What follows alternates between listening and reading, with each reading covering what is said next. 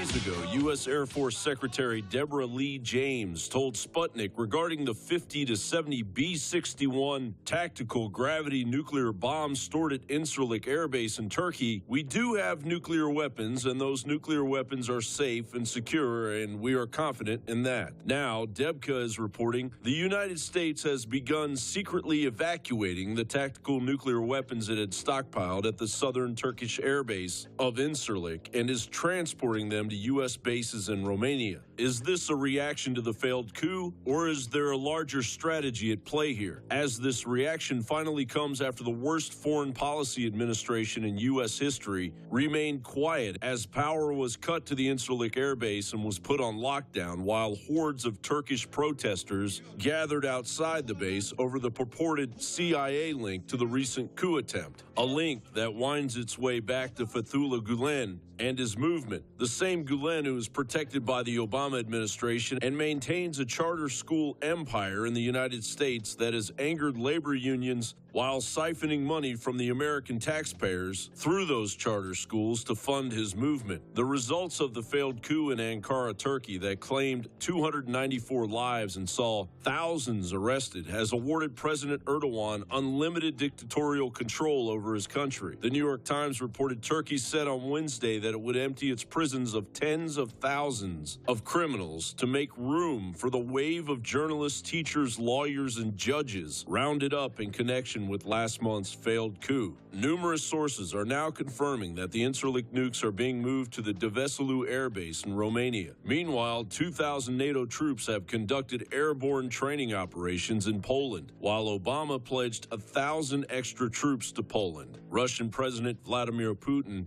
is urging Erdogan to pick a side as the proxy situation in Ukraine, funded by the United States. We've invested over $5 billion to assist Ukraine in these and other goals that will ensure a secure and prosperous and democratic Ukraine. Is it possible that the majority of the civilian casualties that you're talking about were actually civilian casualties that were the victims of the Ukrainian army and the oligarch that financed one-third of their army at one point? Is that possible? If I could say two things. First, I think it's highly unlikely on the basis of the reports that we've received from the United Nations and from the OSCE. Second, I want to underscore again why this conflict started. It started because Russia moved troops and weapons and so forth into Eastern Ukraine. Just so you know, Madam Secretary, the Russians would suggest it started when there was a violent overthrow of an elected government.